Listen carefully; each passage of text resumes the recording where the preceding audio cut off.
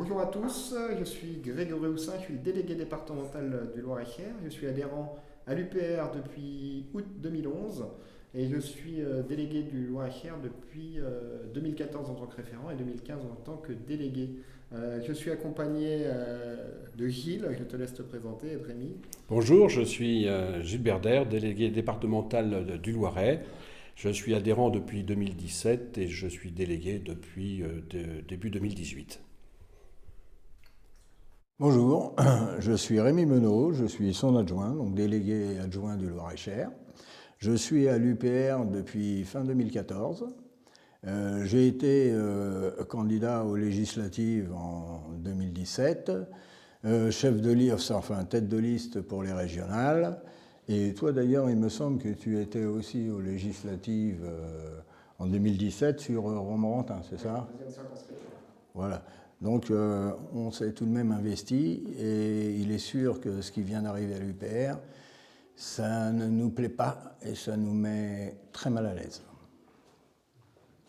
Alors moi je voulais en fait qu'on passe un petit peu de temps à discuter tous les trois parce que nous on n'est pas signataire de la lettre d'origine et finalement cette crise on n'a pas provoqué, on n'en est pas responsable, on n'y est pour rien.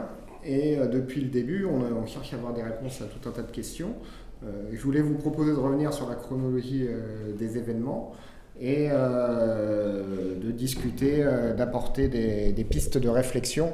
On n'est pas là pour donner notre vérité, on est là pour essayer de débattre, avoir des pistes de réflexion qui seront nos réflexions.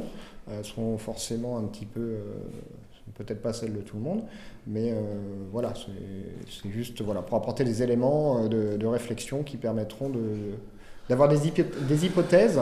Le thème de la vidéo, c'est peut-on encore sauver l'UPR? Voilà.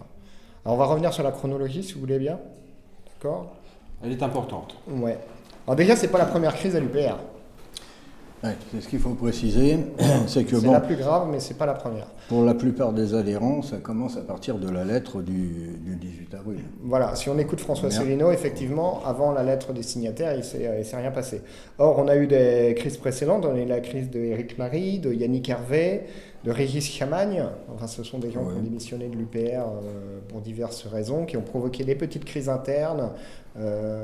Ça s'est pas toujours bien passé. Moi-même, je suis délégué du Loir-et-Cher parce que mon prédécesseur a démissionné suite à l'affaire Yannick Hervé. Quand Yannick Hervé a été sorti de l'UPR, il a considéré que la manière de faire a été particulièrement cavalière, ouais, pour le moins c'est le moins qu'on puisse dire. Et du coup, il a démissionné de l'UPR et de son poste du coup de délégué. C'est moi qui ai pris sa place dans la foulée. Donc, je me souviens assez bien de ce qui s'est passé à ce moment-là. Les problèmes internes de l'UPR, ils sont absolument pas nouveaux, ça fait des années que ça dure. Qu'en interne, aux réunions de travail, on parle des problèmes d'autocratie, de cette gestion verticale du parti, des problèmes de communication. Alors là, à tous les congrès, à tous les conseils nationaux, on en a parlé et reparlé. C'était toujours un point vraiment... c'était pas un détail, hein, c'était vraiment un point important.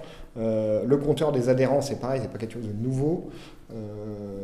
Moi, je me souviens, j'en avais parlé à Thibault Longion, donc le prédécesseur de Benjamin, qui était le secrétaire général. Je lui ai dit, moi, je rappelle des gens qui ne sont plus à jour de cotisation. Ces gens me disent qu'ils ne veulent plus être adhérents à l'UPR. Comment je fais pour qu'ils ne soient plus sur ma liste d'adhérents et dans le compteur des adhérents, puisqu'ils m'ont indiqué ne plus vouloir faire partie de l'UPR. Eh bien, il n'y avait pas de manière de faire, il fallait que les gens envoient une lettre au siège pour demander leur radiation des listes. Enfin, c'était compliqué, quoi. Il y avait pas ils n'avaient rien prévu pour... Je ne sais pas si toi tu as eu le problème.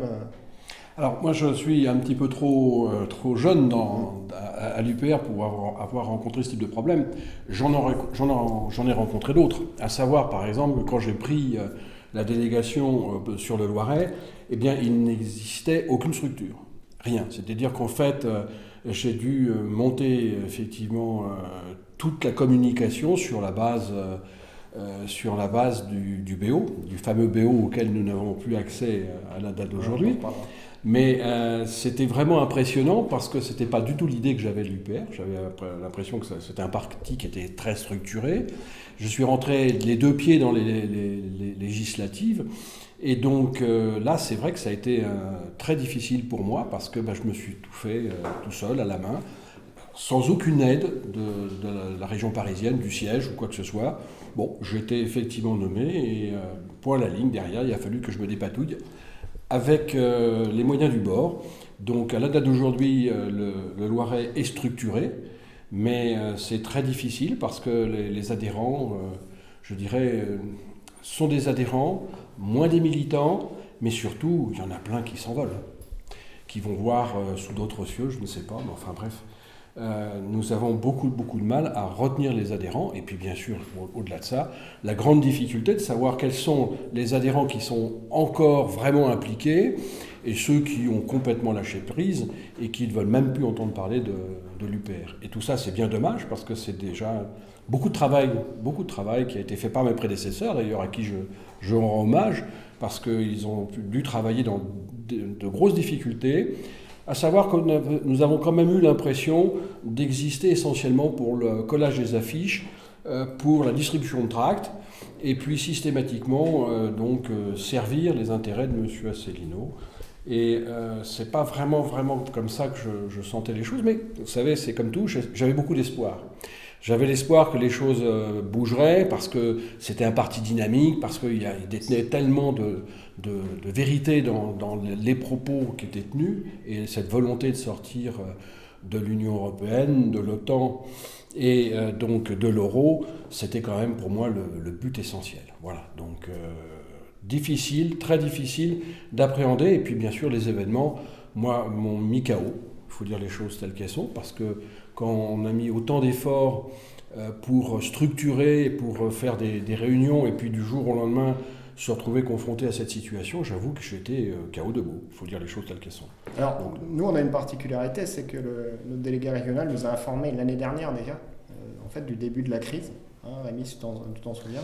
Oui, je m'en souviens, mais bon, vu qu'il n'y avait aucune suite, j'allais dire, bon, j'ai laissé tomber ça. Pour être tout à fait honnête, j'y ai cru qu'à moitié, quoi, en disant, bon, ça peut être une mauvaise interprétation, ça, bon. Parce que moi, je suis, comme Gilles, je suis tombé des nues quand c'est arrivé pour la deuxième fois, donc là, je dis, non, on peut pas faire l'impasse dessus. Et donc, on en a su beaucoup plus, pas par François Asselineau, c'est le moins qu'on puisse dire, ni par le Bureau national, hein. Bon, on en a su beaucoup plus, et c'est là où ce serait intéressant que tu continues un peu la chronologie, parce que la plupart des gens, je en connais personnellement, que justement j'ai amené à l'UPR, et qui étaient comme toi, qui disaient, tiens, enfin quelque chose de correct, d'honnête, etc. Et maintenant, il faut essayer de les convaincre, je sais même pas, de ne pas partir ou de rester, de nous aider à faire autre chose. Bon, ce sont des amis, donc je peux pas dire ils vont me lâcher moi, mais moi c'est rien du tout. Hein. C'est pour ça que bon, la fin c'est de savoir qu'est-ce qu'on fait. J'allais dire des ruines. Ouais, on évite que ce soit des ruines et puis on essaye de faire quelque chose de constructif. Voilà. Bon, donc ce serait intéressant que tu continues parce que tu connais mieux que moi toute cette affaire. Alors donc l'an dernier, on a eu le problème avec l'affaire du chef de cabinet, ce jeune homme qui était devenu le chef de cabinet de François Asselineau. Il avait adhéré en avril 2017 à l'UPR. Il a rencontré François Asselineau pour la première fois en août de la même année et il est devenu le salarié de l'UPR dès le 1er septembre. Donc en quelques mois, ça s'est échoué. Un an plus tard, donc en 2018, il est nommé chef de cabinet. Et 2 mois après avoir été nommé, il démissionne. Il informe plusieurs membres du bureau national qu'il a eu des problèmes personnels avec le président et il a demandé au bureau national une commission de discipline pour s'expliquer. Le problème, c'est que le président et le secrétaire général ont refusé, donc il n'a pas eu la possibilité de s'expliquer, de savoir ce qui se passait. Le président, lui, a informé le bureau national que ce salarié avait des problèmes psychiatriques et affaire réglée. Donc il n'est plus salarié, il s'en va et terminé. Il y a quand même quelques membres du bureau national qui creusent l'affaire, qui appelle en direct le salarié, qui l'appelle à de nombreuses reprises, qui essaie de recouper les informations qu'ils ont, et ils n'ont pas du tout la même impression qu'il s'agit de problèmes psychiatriques et que les faits sont avérés. Mais face au refus en fait, d'en parler en interne, ils finissent par démissionner, tout simplement. Et en fait, effectivement, on en reste là, parce que la personne en question a décidé de ne pas porter plainte, pour des raisons qui lui sont propres. Voilà. Alors, c'est pour ça en province, on n'a aucun contact avec le BN. Non. En vérité, depuis 2014, moi je les ai vus quand lorsqu'il y a eu les universités d'automne, je suppose que c'est ça, et on ne sait même pas qui est qui. Il n'y a même pas de présentation. À la limite, quel que soit le sujet que tu voudrais aborder, tu ne sais pas qui tu vas voir. Hein, c'est même pas opaque, c'est transparent. Lave plus blanc que blanc, comme disait Coluche. Hein. Bon, et donc, voilà, donc on n'était pas au courant, on a entendu quelque chose à un moment, puis après, silence total, voilà. Et ça dure pendant plusieurs mois. Donc le second salarié, donc la seconde victime présumée, elle est recrutée au mois de septembre en CDD, septembre de l'année dernière, en 2019, comme chauffeur personnel et attaché de presse. Et ça, recruté contre l'avis des gens qui travaillent avec François Asselineau au siège social, parce que, étant donné les finances de l'UPR à ce moment-là, c'était pas absolument indispensable d'ajouter un salaire à un salarié, une charge salariale. Bon, donc cette personne est recrutée. Et en fait, l'affaire commence vraiment le 31 janvier, lors de la soirée du Brexit. Parce qu'il commence à parler autour de lui, aux gens qui le côtoient, des relations qu'il a avec François Asselineau, des problèmes. Et il y a un échange téléphonique qui est entendu par de nombreux témoins, qui les met très mal à l'aise. Voilà. Alors d'après ce que j'ai compris, il avait parlé non seulement à des gens qu'il connaissait, mais aussi à des journalistes et à des représentants d'autres partis politiques qui s'étaient rendus à la fête du Brexit. Oui, c'est ça. Ok. Et suite à ça, il y a déjà un autre délégué départemental qui démissionne. Et dans sa lettre de démission, il porte des accusations assez précises. Il est assez précis dans ses choix et dans ses explications. Et d'ailleurs, sa lettre, il n'est pas attaqué en diffamation pour ce qu'il dit. Et quelques jours plus tard, le 7 février, il y a une réunion au siège de l'UPR avec François Asselineau et les permanents. Et ils apprennent qu'il pourrait y avoir un dépôt de plainte contre lui. Et là, le président commence déjà à invoquer que là encore, il s'agit d'un cas psychiatrique chez la deuxième victime présumée. Le 25 février, le président, donc il envoie une lettre à ce salarié, mais c'est une lettre que lui a écrite pour que le salarié la signe et lui renvoie. C'est une des lettres qui sera diffusée après sur Internet.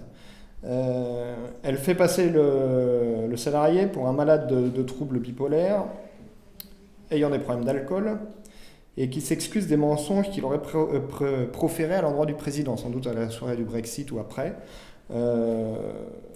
Et le salarié refuse de signer cette lettre. Et il continue à répandre des informations sur les relations qu'il a avec le président de l'UPR. Donc ça, c'est le 25 février. Donc pour l'instant, rien ne bouge de plus que ça. Le 3 avril, un autre membre du bureau national est informé directement par cet ancien salarié qui vient de finir son CDD et il fait part d'accusations très précises. Et quand le membre du bureau national contacte François Asselineau lui dit que là encore il s'agit d'un cas psychiatrique et c'est tout.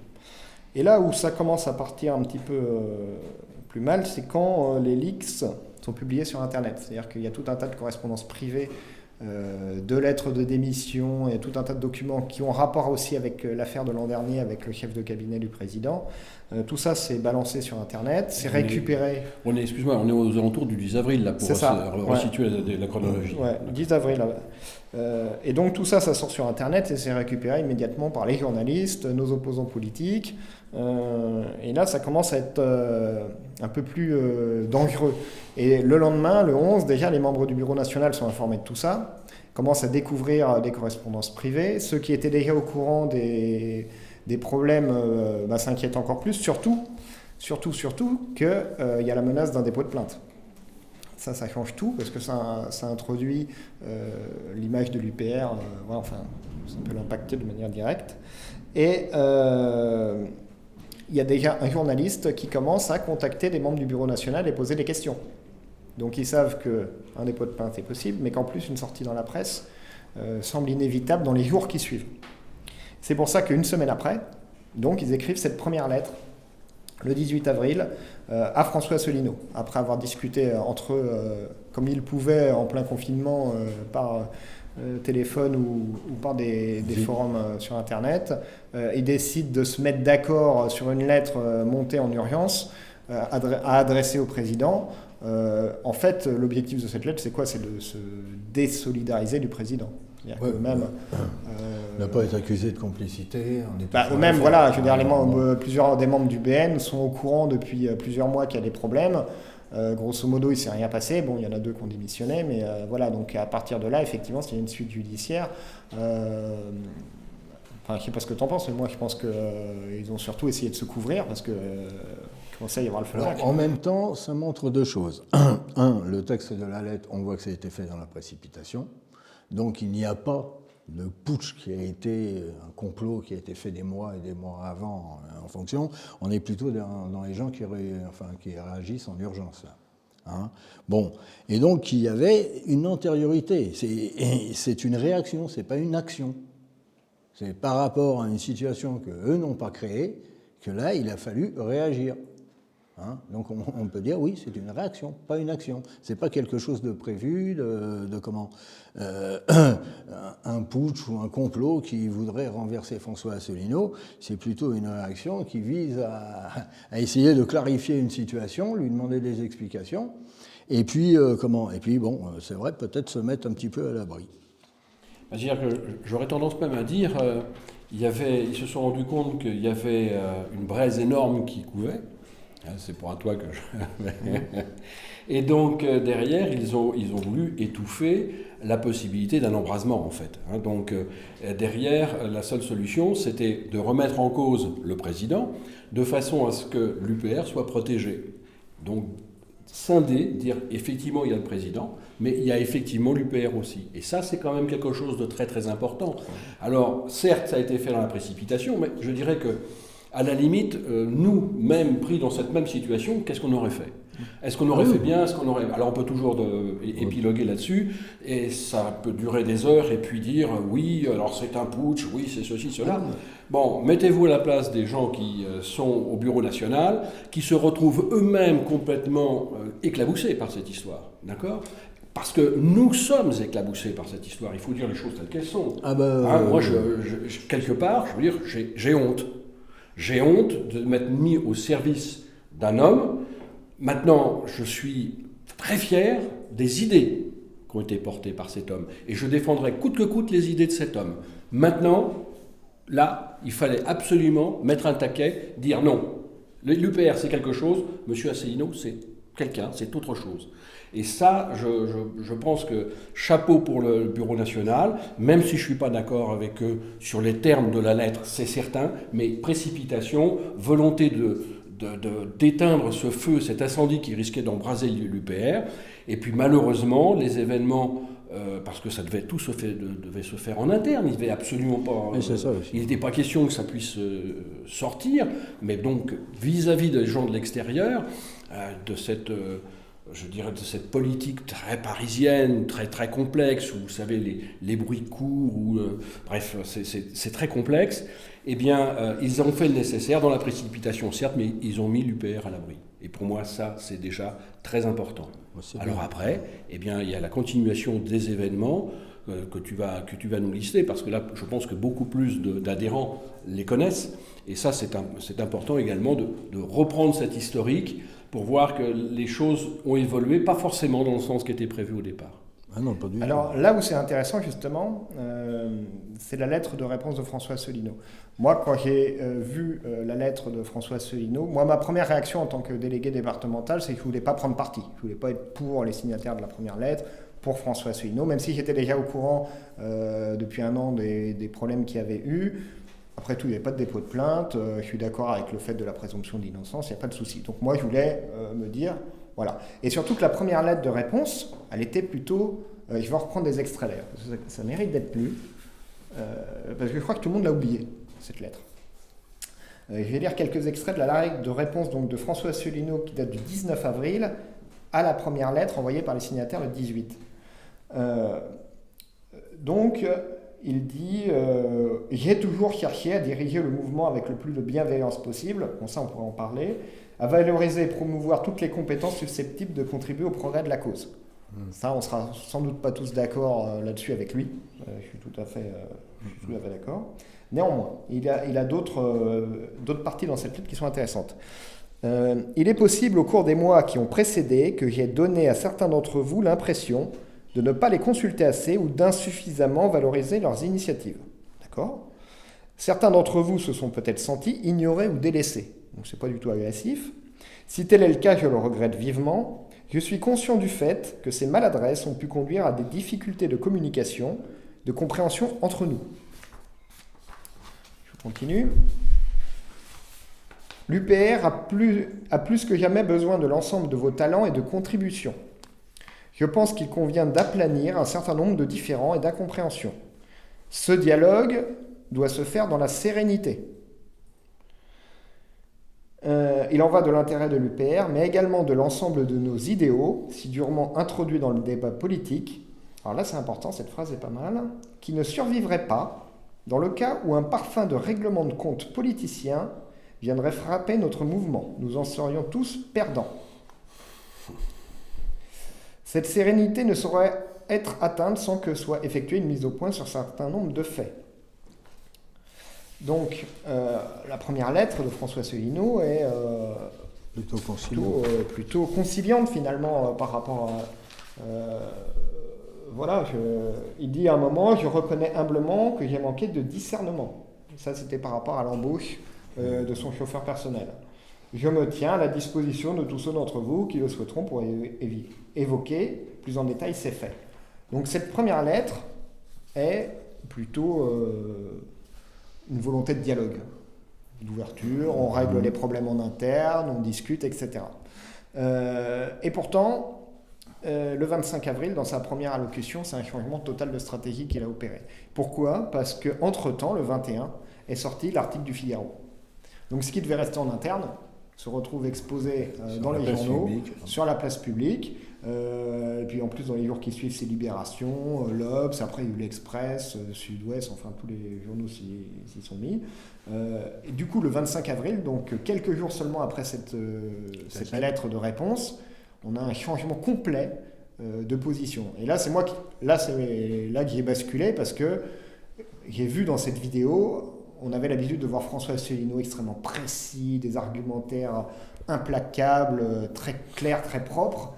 Et là, c'est pas du tout ce que j'ai vu. J'ai vu des mensonges inventés, des approximations, du mensonge par omission, de l'inversion accusatoire, exactement un anti François Asselineau en fait. Enfin, je sais pas comment toi tu l'as vécu, mais... Bien, j'étais effectivement, moi, encore surpris, je dirais presque pris à contre-pied.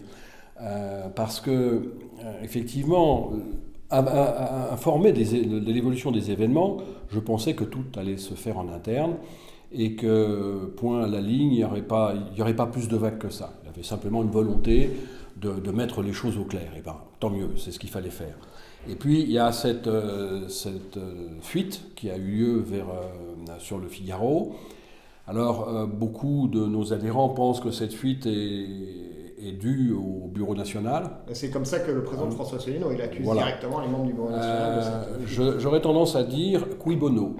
C'est-à-dire qu'à y réfléchir, parce que croyez-moi, j'y ai passé du temps, parce que cette affaire me prend vraiment les tripes, je ne suis pas du tout d'accord, et puis j'espère qu'un jour il y aura une enquête pour éclaircir la situation, parce que à qui profite le crime également, je ne suis pas du tout certain que la situation a permis une grande sérénité en la situation. Donc c'est plutôt le Bureau national qui s'est retrouvé, lui, pris à contre-pied.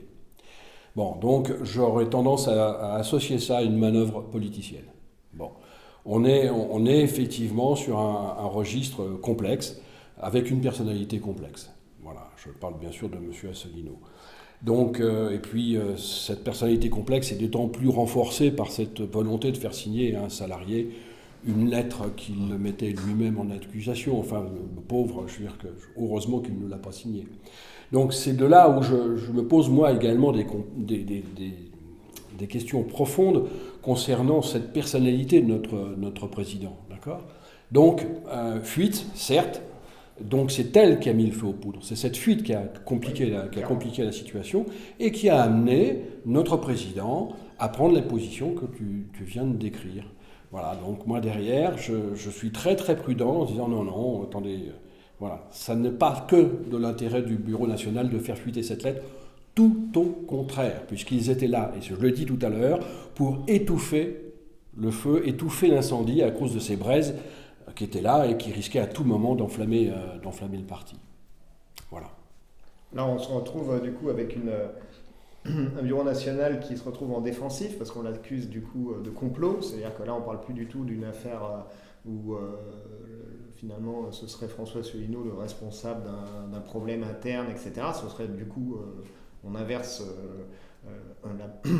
l'accusation. C'est le bureau national qui devient, enfin au moins une partie de ses membres, des putschistes, menant une affaire visant à renverser François Asselineau pour prendre sa place.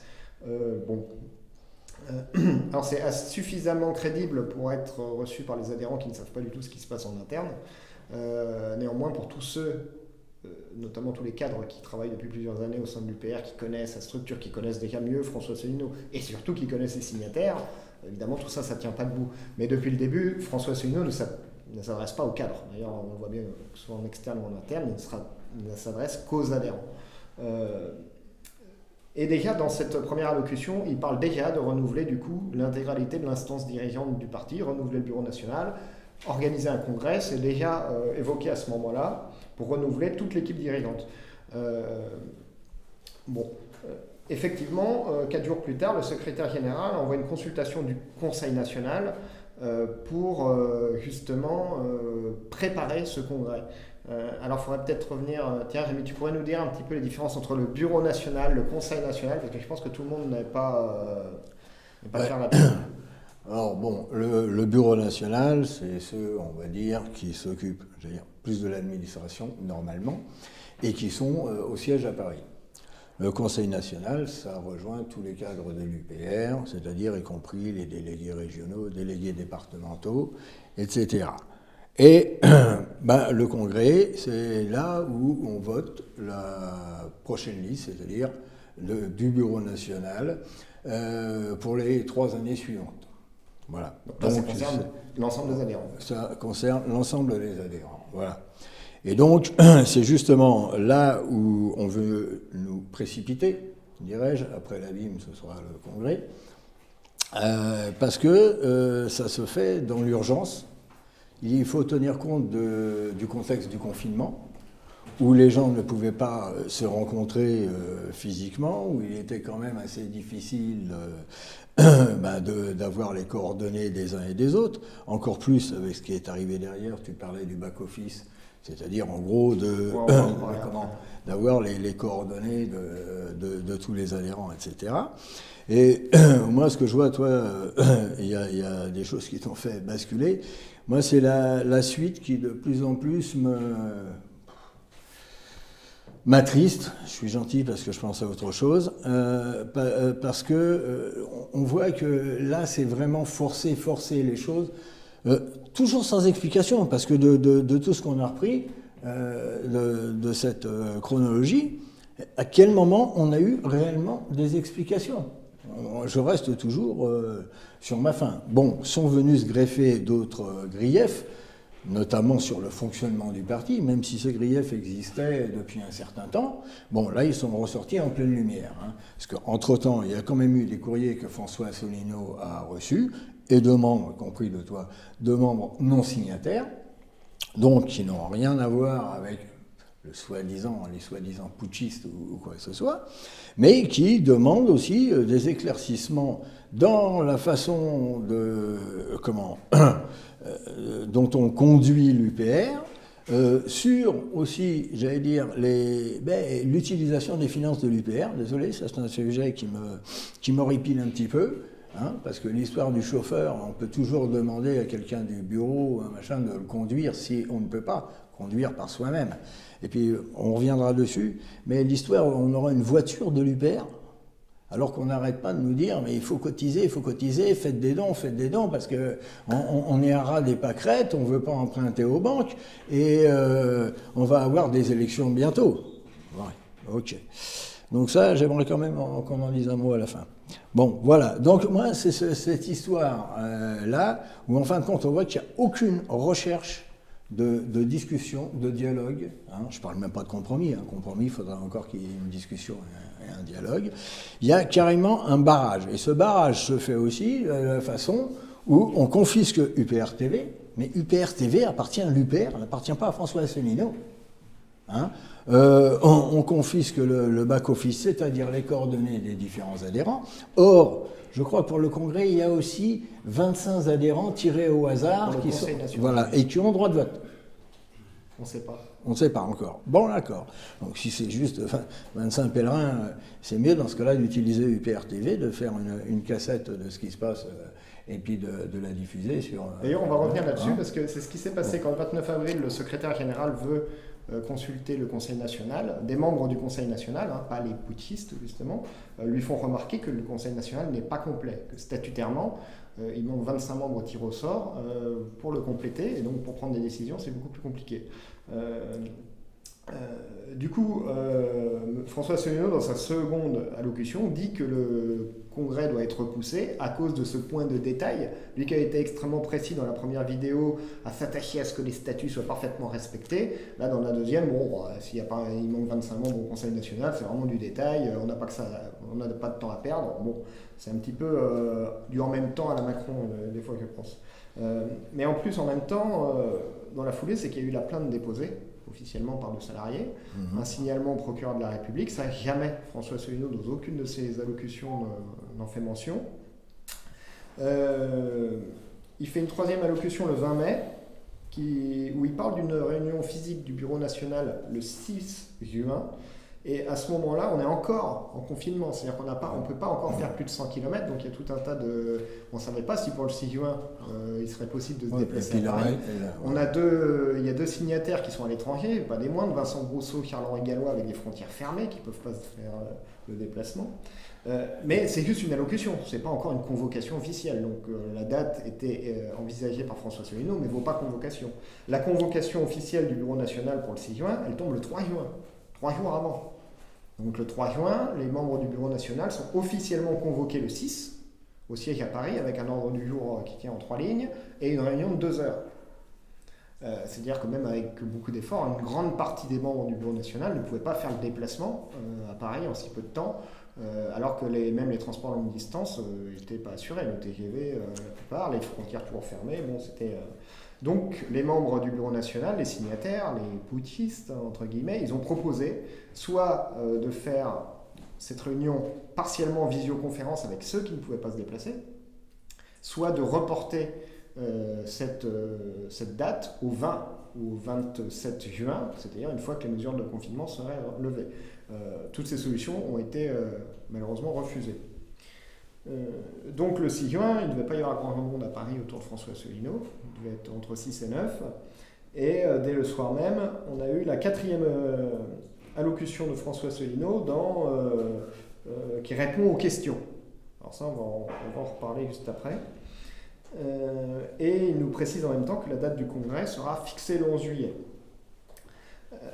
Donc il fixe lui-même la date du congrès, et le 7 juin, le lendemain, on a le secrétaire général qui nous envoie à tous les membres du Conseil national une consultation pour cette date du 11 juillet, où grosso modo, tout est déjà fixé par avance. C'est-à-dire qu'on sait déjà comment va se passer l'élection, alors que d'après les statuts, c'est au Conseil national de fixer toutes ces modalités.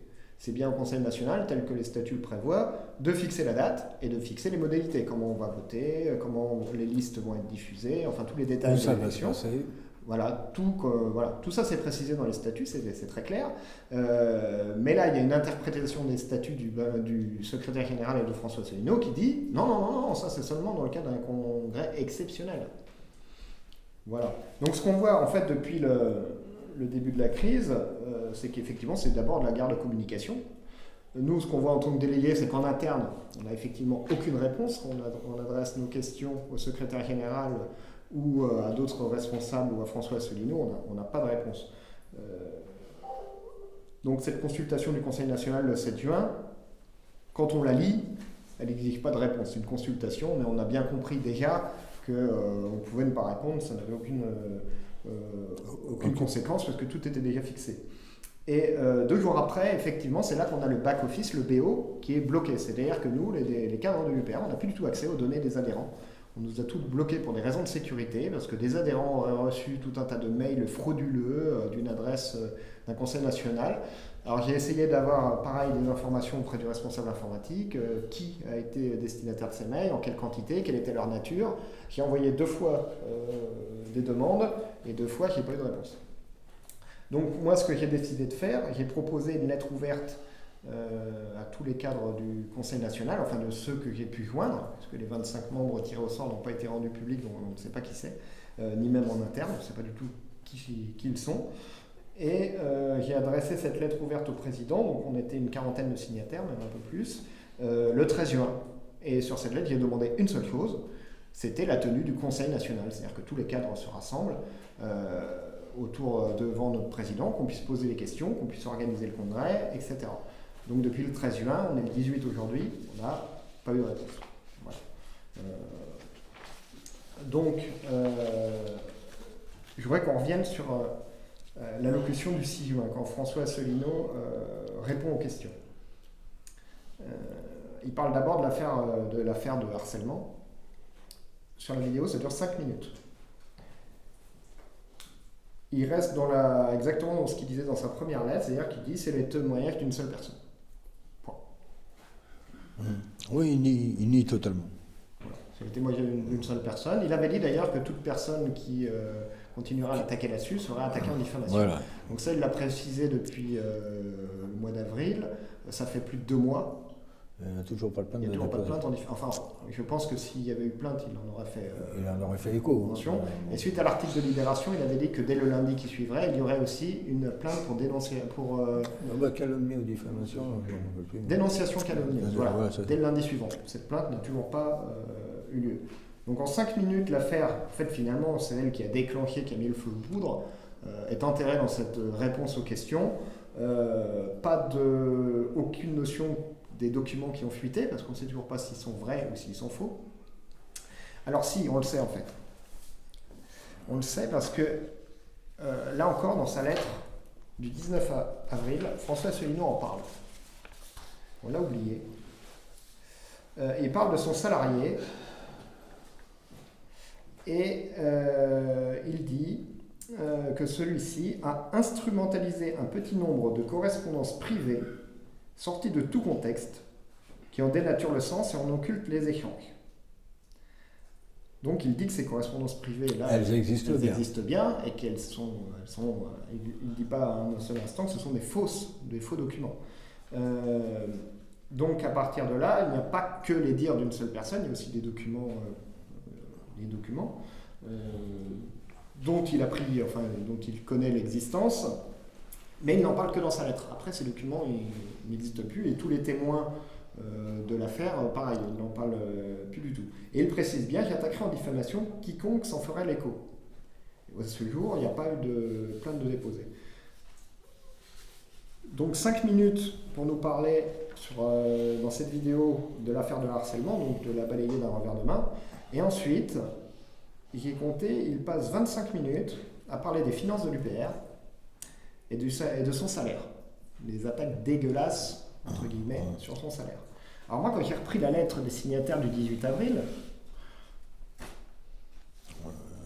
il n'y a pas un mot. Il ne parle pas de son salaire. Des problèmes de financement de l'UPR, de manipulation interne. Enfin moi, honnêtement, je ne sais pas ce que tu en penses, mais moi je fais toute confiance à Catherine là-dessus.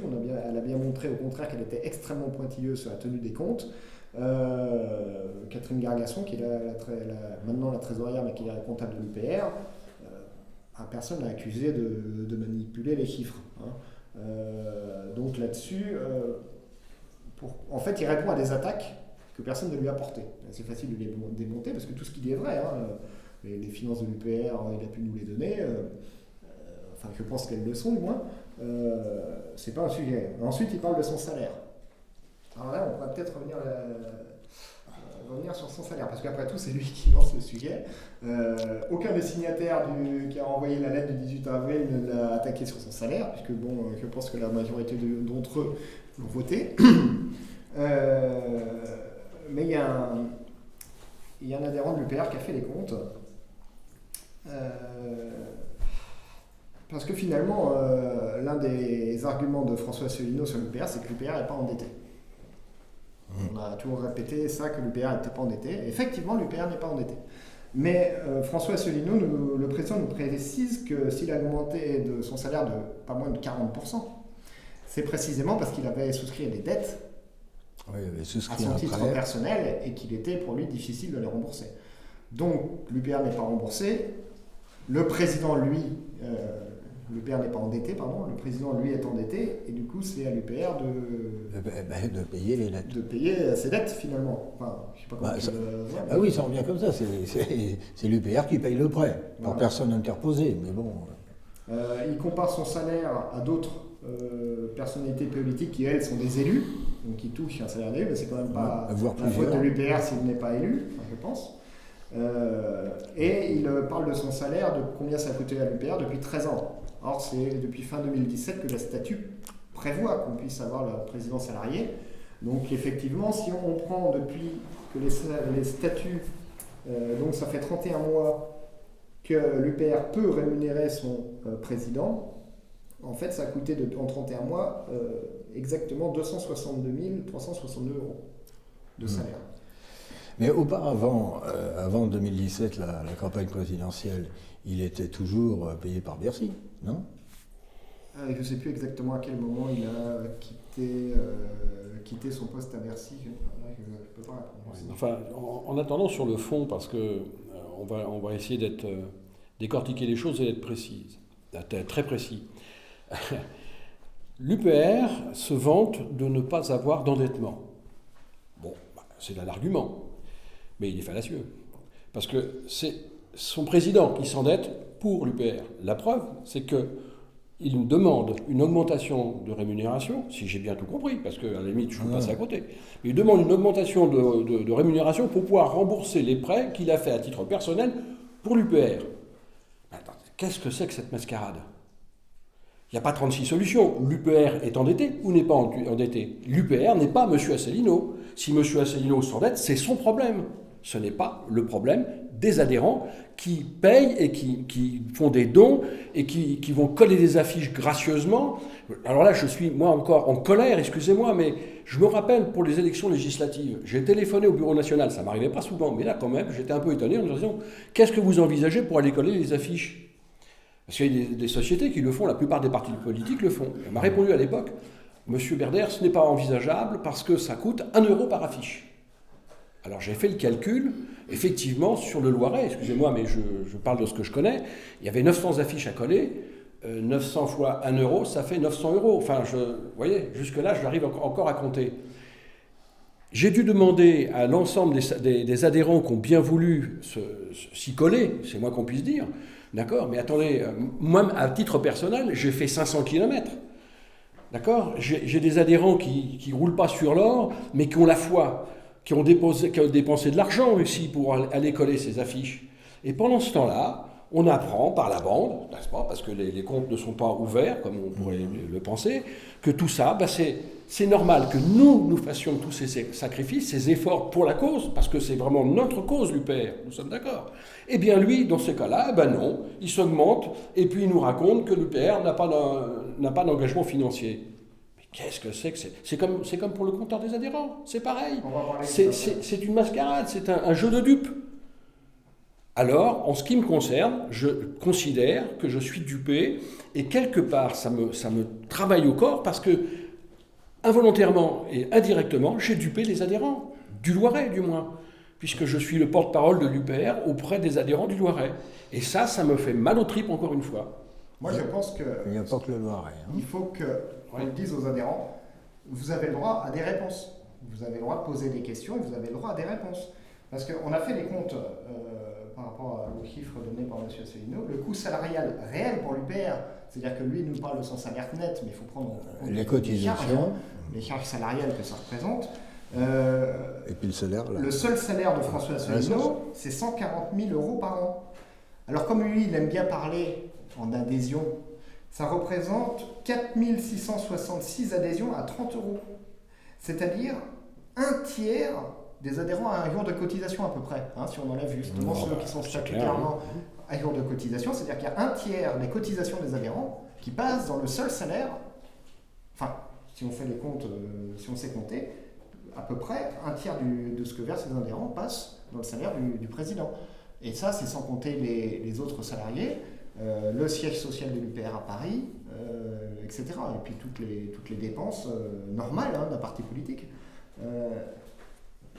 Est-ce que les adhérents sont d'accord avec ça? Enfin, je pense que vous avez le droit de poser la question.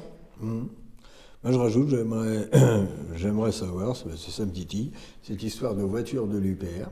Quand est-ce qu'elle est venue? De quel modèle il s'agit? Parce que bon, si c'est une Twingo, ça va, c'est pas méchant.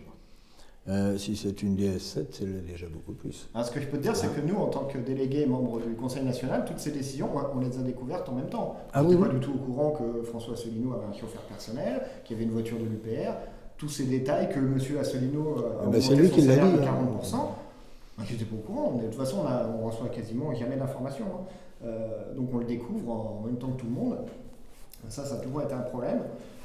Voilà. Et tu voulais parler du compteur des adhérents, Gilles.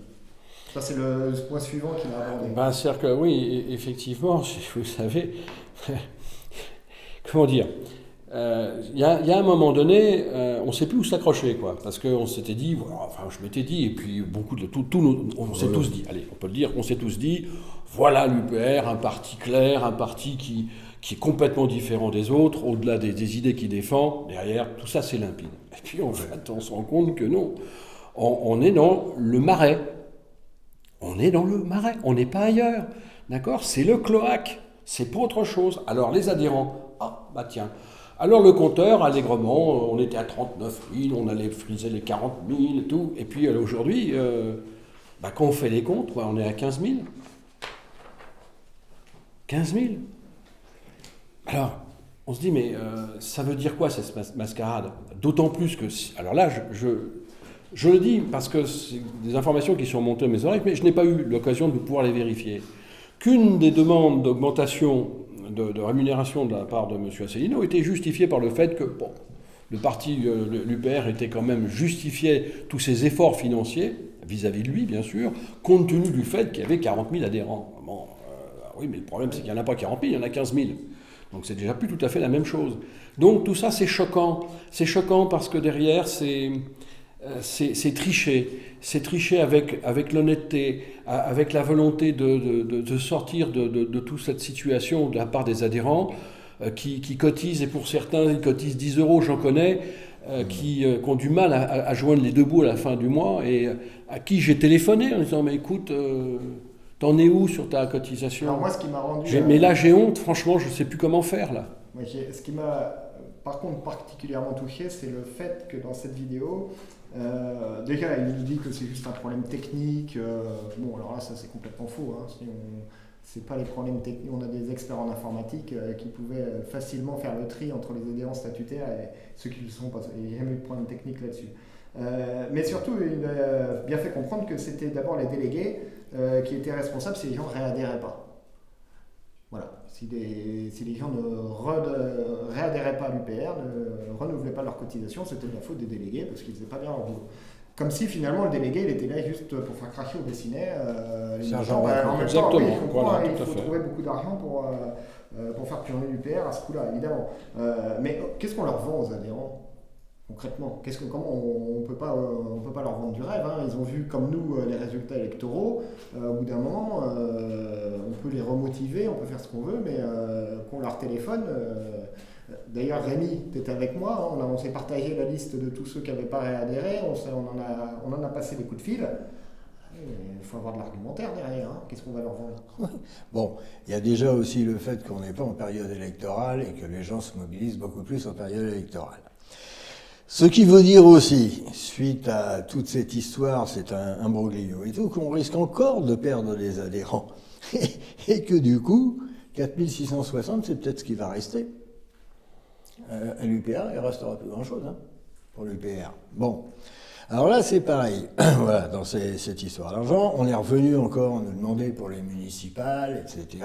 Oui, parce que quand il a présenté les comptes, effectivement, il a dit que les comptes étaient bénéficiaires. Il y avait 320 000 euros. Voilà, les 320 000 euros. 420 000, je crois. 420 000. 420 000. Voilà. Non, mais 420 000, c'était pour les municipales. Mais dans ce qu'il disait qu'il restait la dernière fois, il me semble que c'était 320 000. Je pense que les 420 000, c'est ce qui ont été récoltés. Et qu'il en reste encore 320 000. Parce qu'en fait, finalement, les élections municipales, ça coûte beaucoup moins que les élections nationales. Il y a eu 100 000 euros qui ont été redistribués aux personnes, aux différents candidats de la liste. Ouais, entre parenthèses, petit détail. Moi, je me suis présenté sur une liste aussi au municipal. J'ai payé de ma poche. Oui. Il n'y a pas eu grand-chose, c'était 30 euros. Ok. Mais voilà, il y a beaucoup qui ont dû le faire aussi dans les petits villages, comme ça. Bon, toi, tu as eu de la chance, ton maire, il avait prévu le coup. Ouais. Mais voilà, donc, oui, on fait ce qu'on peut, mais on aimerait bien que tout soit propre. Parce qu'à chaque fois qu'on a voulu faire quelque chose, nous, dans le Loir-et-Cher, on avait essayé de faire l'UPR vient à vous. Donc on avait déjà préparé tout un argumentaire, etc. On avait même fait, je ne sais pas si tu te souviens, la petite remorque avec nos affiches, etc. On se promenait dans Blois, bon, voilà, pour faire connaître. Là où on est tombé sur un stop complet, très terre à terre, c'est manque de moyens, manque de pétrole, c'est que pour rencontrer les gens, il fallait louer des salles, et pour louer des salles, on n'avait rien. Voilà. Alors après, voilà, là on dit c'est bien gentil le siège, mais il faudrait aussi de temps en temps, bon c'est un autre sujet, mais qu'on ait beaucoup plus de liberté et qu'on puisse aussi être aidé pour nos initiatives. Ça me paraît logique. Oui, puis excusez-moi du peu. C'est qu'en fait, si on fait les comptes, la différence de 320 000 euros, elle est où ? Enfin, je ne sais pas, on vous a dit quelque chose ? On vous a justifié il nous a dit que c'était dans les Moi, finances. j'ai des adhérents qui m'interrogent et qui me disent dis donc Gilles, t'es gentil là, mais il y a eu 420 000 euros de récoltés, il y a eu 100 000 qui ont été redistribués, mais les 320 000 euros autres, ils sont où ? Je ne sais pas. Ils sont sur le compte de l'UPR, à mon avis. Mais bon, 320 000 euros, et combien ? C'est 140 000 euros par an ?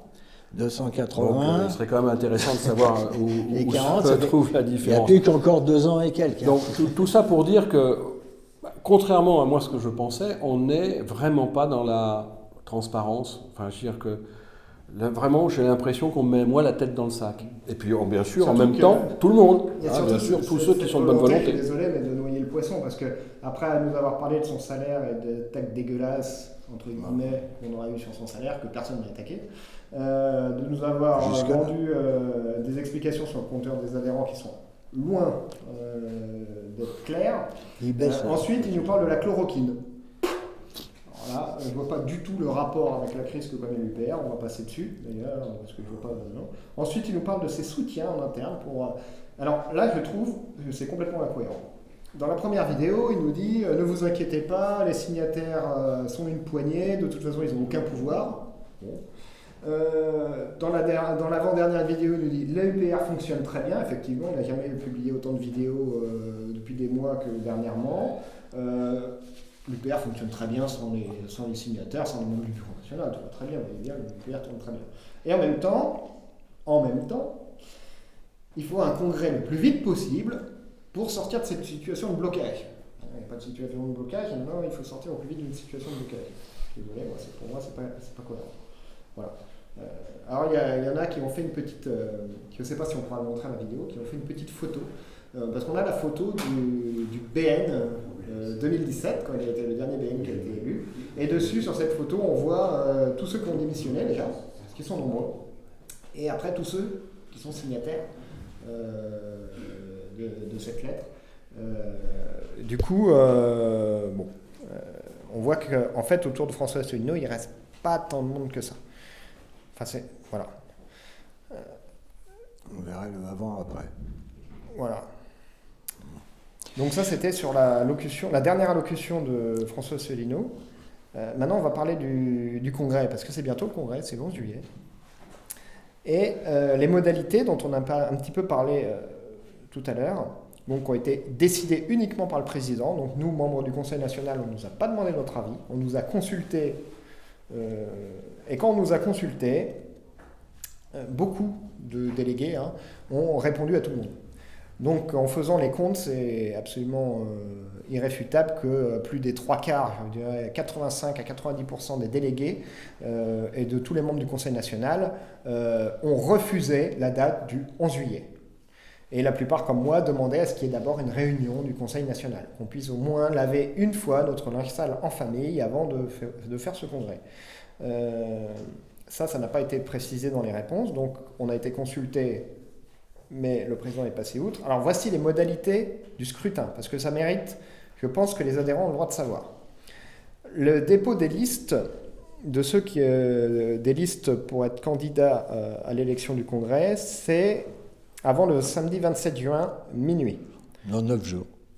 Voilà. Et ça laisse que 15 jours entre ce dépôt de liste et l'élection proprement dite. C'est-à-dire pour mener une campagne, ça va être très compliqué.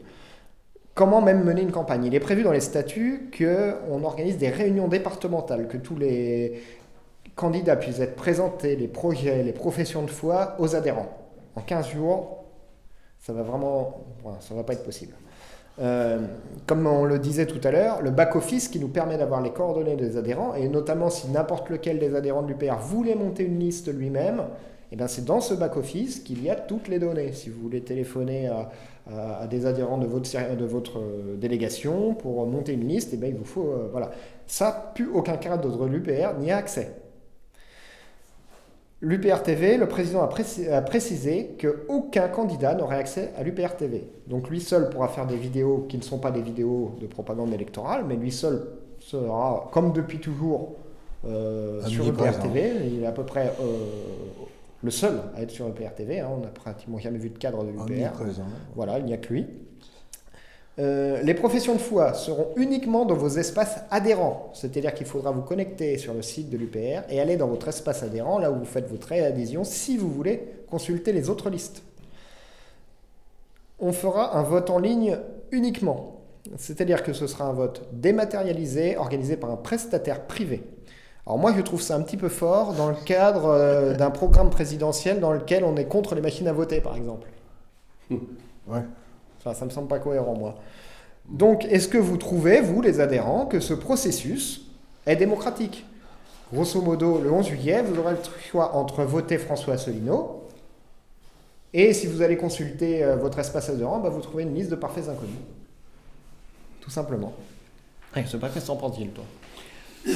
Bon, c'est-à-dire je dirais que l'histoire continue, quoi. C'est la saga.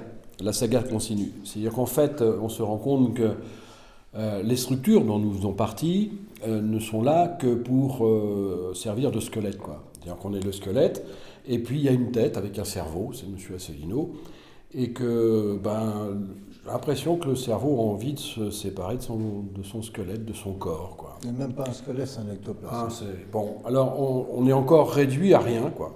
On est encore réduit à rien. Toutes les manœuvres qui sont faites, c'est l'UPR, c'est moi. Et là, je dis directement aux adhérents, écoutez, si vous pensez que l'UPR, ce n'est que M. Asselineau, eh bien, imaginez l'UPR sans structure. Voilà. Vous, M. Asselineau. Et imaginez comment ça va pouvoir marcher. Bien. Parce que si, à travers tout ce qui peut transparaître dans tout cela, nous ne servons à rien, c'est-à-dire le Bureau national, le Conseil national, les délégués départementaux, les délégués régionaux. Cette structure, si elle existe, c'est qu'elle est utile, crénom d'une pipe. Donc, là, non, ça ne sert à rien. D'ailleurs, le président a bien précisé que lors de la réforme des statuts qu'il prévoit, le peu de pouvoir qui restait au Conseil national, c'est-à-dire de fixer le congrès, etc., lui serait retiré. Il a bien précisé que c'est peut-être pour le fait de prendre des décisions. C'est-à-dire que en fait, on a un président qui a toutes les casquettes et les cadres avec qui il travaille, il n'a, depuis toutes ses allocutions, que du mépris, finalement. Moi, c'est comme ça que je l'ai ressenti, en tant que cadre de l'UPR, du mépris affiché du début à la fin. Voilà. Alors ce que tu Moi, ça me fait un disais, petit peu de peine. ça joue dans l'autre sens.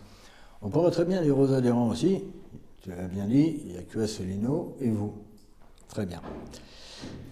Il arrive un accident à François Asselineau. Qu'est-ce qui reste?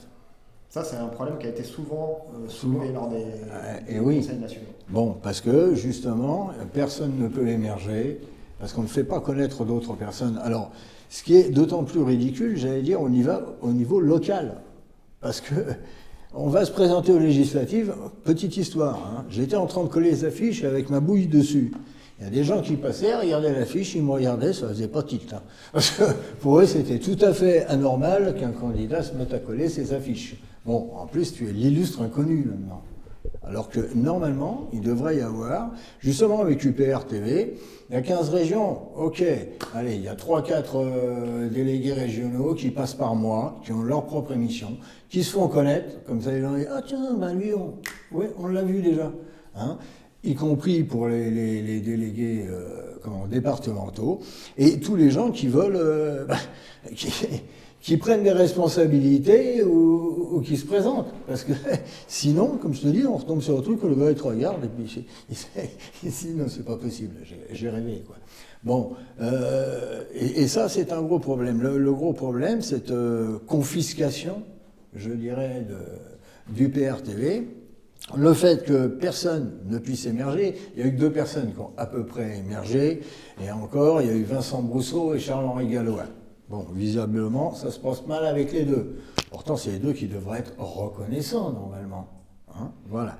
Mais ils n'ont pas accepté le reste. Et là-dessus, c'est tout à leur honneur. Voilà, mais il faudrait qu'on ait une quinzaine ou une vingtaine de personnes qui puissent comme ça sortir du lot, au minimum. Parce que j'allais dire, il y a 80... Il y a combien de circonscriptions? 577? Ouais, alors donc il faudrait quand même que ça sorte un peu plus. Hein. Bon, voilà, c'est ce que je voulais rajouter, que les gens réfléchissent en disant oui, il n'y a que François Asselineau qui existe, qui est avec nous, qui a de l'importance, etc. On ne nie pas le bon travail qu'il a fait. On dit simplement, posez-vous la question, il disparaît, qu'est-ce que vous faites?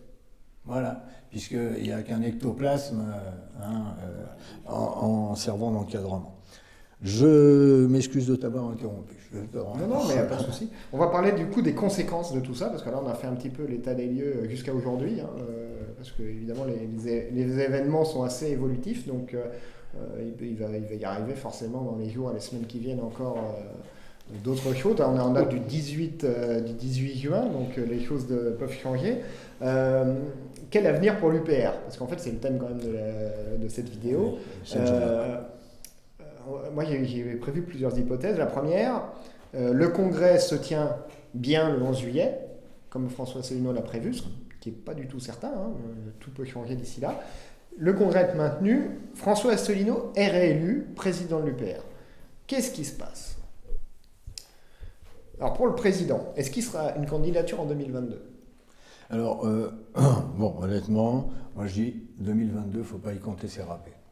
C'est pas la peine d'aller dépenser, comme la dernière fois, 1 200 000 euros, ce qui n'est quand même pas rien, hein, pour qu'au bout de même pas une semaine, la première prestation qu'il aura à la télé, il va se faire dégommer. Là, c'est pas une boule puante qu'il va avoir, hein, ça va être des tombereaux de fumier. Hein. Bon, et donc, je dis pour nous, aucun intérêt. Aucun intérêt, parce que c'est sûr que les journalistes, on a bien vu comment ils se comportaient, ne manqueront pas de lui faire sa fête dès le départ. Pour, Fillon, c'était quoi? Allez, les emplois fictifs de sa femme et tout, qui sont connus, c'est pas la première fois que ça sortait dans un truc, hein, qui sont connus depuis un certain temps. Bon, voilà. Et puis une histoire de costume, allez, ça a fini pour le déstabiliser et carrément l'anéantir. Là, on est dans un autre volet, hein. Donc je pense qu'il n'y a aucune chance à ce niveau-là. Le gros problème, c'est qu'il faut trouver donc quelqu'un, une tête de liste qui aurait 2 ans pour se faire connaître. Donc il faut peut-être pas attendre trop longtemps, hein. 2 ans pour se faire connaître à travers toute la France. On parle du principe que c'est François Asselineau qui se fait réélire. Donc bon, alors si c'est François Asselineau qui se fait réélire et qui se présente en 2022, pour moi, c'est râpé, c'est mort. T'en penses quoi, Gilles? Alors, plusieurs choses. La première, c'est ce fameux congrès. Alors, justement, M. Asselineau n'arrête pas de parler d'urgence et qu'il y a un cas de blocage, que le Congrès, que le Bureau national fait blocage, enfin bref. Mais en fait, quand on y réfléchit, il n'y a pas de blocage. Pourquoi il y aurait du blocage? Le Bureau national, on n'est pas à 50-50. Hein, c'est la majorité du Bureau national.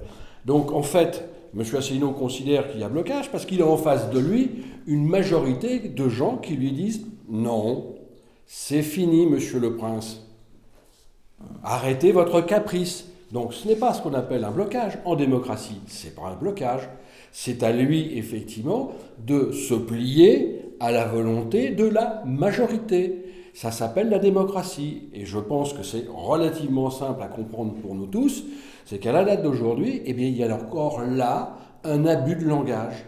Comme tous ces messieurs de l'intelligentsia autoproclamés, d'accord, ils disent quelque chose et ils font l'inverse. Ce sont des magiciens, d'accord?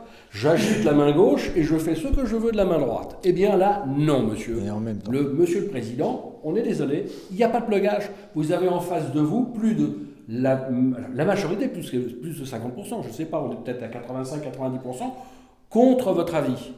Donc maintenant, vous vous pliez. Voilà. Ça, c'est la démocratie. Sur 29 OBN, il y en avait 18, il y avait 18 signataires. Oui, et on a a 13 des 15 délégués régionaux. On n'est pas dans les 50%. On n'est pas dans une poignée. On est bien largement au-delà. Hein. Et là, si on voit la consultation du Conseil national qui a eu lieu, c'est pareil, 85%. Combien on est avec les gens tirés au sort au Conseil national, on va être 120 peut-être. Si on compte les délégués, bon, tous les départements n'ont pas de délégués, il y a des responsables de l'étranger, il y a plus d'une centaine de personnes.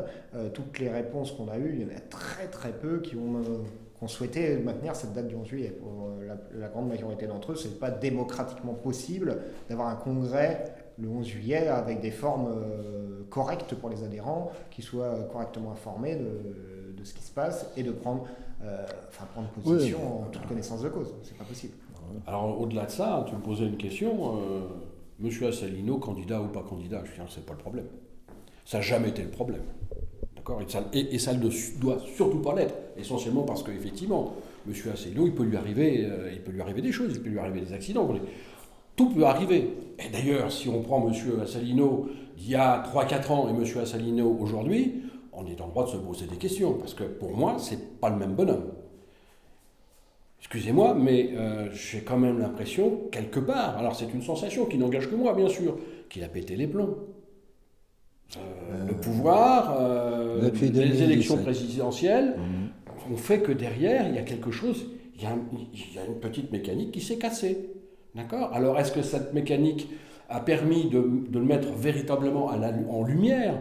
C'est-à-dire qu'à un moment donné, on est bien obligé de s'exposer à la lumière. Et là c'est trop. Ça va trop loin, d'accord ? Donc, M. Asselineau, président, écoutez, si les adhérents veulent que ce soit M. Asselineau qui continue et qui essaiera de se présenter, parce qu'il y a quand même une autre question qui se pose, hein, c'est qu'à la date d'aujourd'hui, je te précise, à la date d'aujourd'hui, il faut 500, c'est 500 signatures pour pouvoir se présenter aux élections présidentielles. Bon, mais enfin, on peut peut-être s'attendre à ce qu'il les modifie. Alors déjà, les 500, ça va pas être facile, mais si des fois il n'est pas habile... Et qui va aller les chercher, ces signatures ? Écoutez, en ce qui me concerne, ça ne sera pas moi. Et puis, il ne faudra pas me demander non plus que j'aille voir les adhérents pour qu'ils aillent voir leur maire. Parce qu'il y a un moment donné, moi j'ai mes limites, d'accord ? Et là, elles sont atteintes. Donc, et puis largement dépassées. Je veux dire que les limites sont derrière, là, les limites. Bon. Alors, après, il y a une seconde hypothèse. Le congrès est invalidé, ne se tient pas le 11 juillet pour une raison ou pour une autre, et repoussé. Donc là, ça fragilise énormément la position du président, parce qu'évidemment, il veut absolument maintenir cette date du 11 juillet. Que se passe-t-il ? Là, on peut peut-être imaginer une véritable campagne électorale où d'autres adhérents de l'UPR, des têtes de liste éventuelles, plusieurs listes, on ne sait pas, se manifestent, et on pourrait avoir un jeu démocratique. Le temps joue contre le président parce qu'au fil du temps, les langues se délient, on apprend de plus en plus de choses qui ne sont pas du tout agréables à entendre et à voir. Et il y a un risque pour lui de ne pas être élu à la tête de l'UPR si par exemple le congrès devait se tenir en octobre, comme c'était prévu initialement. Il faut donner du temps au temps. On sait très bien qu'à la date d'aujourd'hui, le temps, c'est ce qui peut servir à la vérité. Donc, refuser de donner du temps à la vérité, c'est vouloir la cacher. C'est relativement simple. Vous savez, moi, je suis très basique. Voilà, c'est à la portée de tout le monde. Tout le monde sait que le temps sert la vérité. Le manque de temps dessert la vérité. Ça, tout le monde le comprend, ça. C'est très, très simple.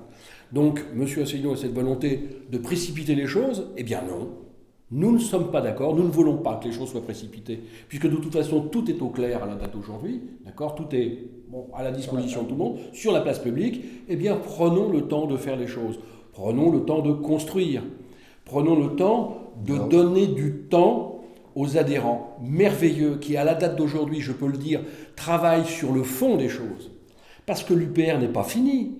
À la date d'aujourd'hui, à l'UPR, il y a des gens qui travaillent sur des programmes qui vont être présentés et qui ont une autre dimension que celle que M. Asselineau veut bien donner. Je veux dire qu'il a été l'initiateur, eh bien, qui laisse, à la date d'aujourd'hui, cet élan qu'il a donné, de façon à ce qu'il soit repris, comme vous savez, sur un relais 4x100, eh bien, à la sortie du virage, on passe le témoin, et là, il est temps pour lui de passer le témoin. Parce que derrière, je peux vous assurer qu'il y a un travail de fond qui est fait et qui est merveilleux. Il va y avoir une présentation, surtout s'il y a encore un peu de temps donné. S'il y a un peu de présentation, eh bien, le programme qui sera mis en place, qui sera proposé aux adhérents, a une autre dimension et permettra certainement à l'UPR d'aller bien au-delà des résultats que nous avons eus jusqu'à maintenant, qui n'ont jamais récompensé les efforts que nous avons tous donnés, les adhérents, nous, enfin bref, tout le monde. Il est vrai que le programme de l'UPR, pour les présidentielles, dont parlait justement François Asselineau à chaque fois qu'il en avait la possibilité, en disant « nous avons un programme », etc. Si on le regarde, c'est nous ramener au statu quo ante, c'est-à-dire avant Maastricht, en gros. Nous faire penser aussi aux 30 Glorieuses, etc. Les 30 Glorieuses, c'était un épiphénomène, c'est parce qu'il y avait une guerre, il y avait eu des destructions, il fallait reconstruire, etc. C'est donc dans un contexte bien particulier. On ne va pas refaire une guerre spécialement pour ça. Donc, il faut un programme qui s'adapte aujourd'hui, aux aspirations aujourd'hui, mais à nos problèmes aussi actuels. Et là, il y avait un décalage. Il faut dire la vérité, il y avait un décalage, j'allais dire, une génération, 2 générations. Et c'est ça qui manque, l'accroche. Les gens veulent quoi? Déjà, il faudrait commencer par cette question simple, qu'est-ce qu'ils veulent? Ils veulent de l'emploi, ils veulent un pouvoir d'achat normal, ils veulent une certaine sécurité dans tous les domaines, que ce soit social, sanitaire ou sécurité de se balader dans la rue, machin. Bon, ils veulent un avenir. Un avenir, quelque chose qui permet de... même si on n'y arrive pas toujours, ça permet de se fixer un cap. Et puis derrière, on emmène les enfants, les petits-enfants, etc. Voilà, la vie continue, elle reste pas immuable. Et c'est ça, le programme de l'UPR, on a l'impression qu'il bouge pas, qu'il est figé, alors que tout autour, ça bouge dans tous les sens. On a quand même de toute façon cette trame qui est essentielle, puisque pour répondre à toutes ces attentes de la part de nos concitoyens, l'UPR propose des solutions. On propose effectivement la sortie de l'euro, la sortie de l'Union européenne et la sortie de l'OTAN.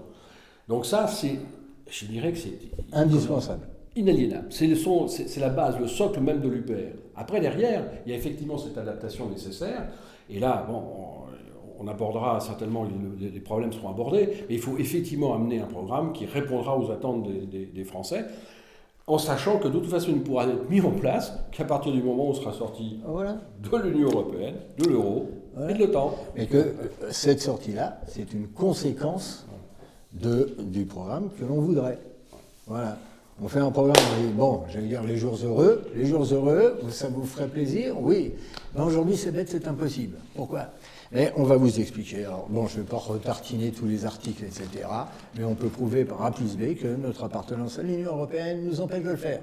En gros, vous êtes malade, monsieur, on a le traitement, mais on n'a pas le droit. Tiens, ça me rappelle quelque chose, ça. On n'a pas le droit de vous le donner.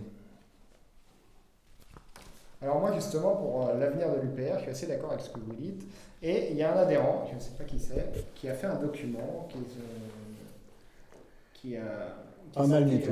Vraiment intéressant. Si on peut le mettre en lien pour que les gens le voient, on le fera.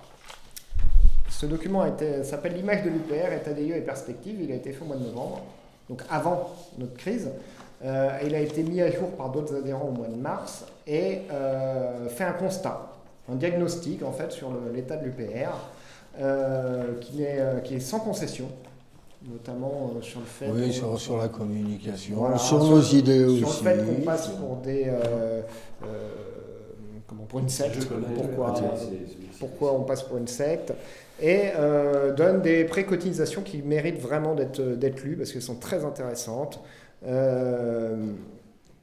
il faudrait que les adhérents le lisent et s'en inspirent pour leur réflexion sur l'avenir de l'UPR, sur ce qu'ils veulent pour la suite. Parce qu'il y a tout un tas d'idées intéressantes, on ne va pas les citer dans cette vidéo qui sinon serait beaucoup trop lourde. Mais si on peut vous la mettre en description, on le fera. Moi je suis tout à fait d'accord avec l'idée qu'il faut un programme qui donne l'idée d'un avenir désirable. Ah bah oui. Voilà. Pour moi, quand j'ai vu ces affiches, l'UPR, le parti du Frexit, non, je ne suis absolument pas d'accord. L'UPR n'est pas le parti du Frexit.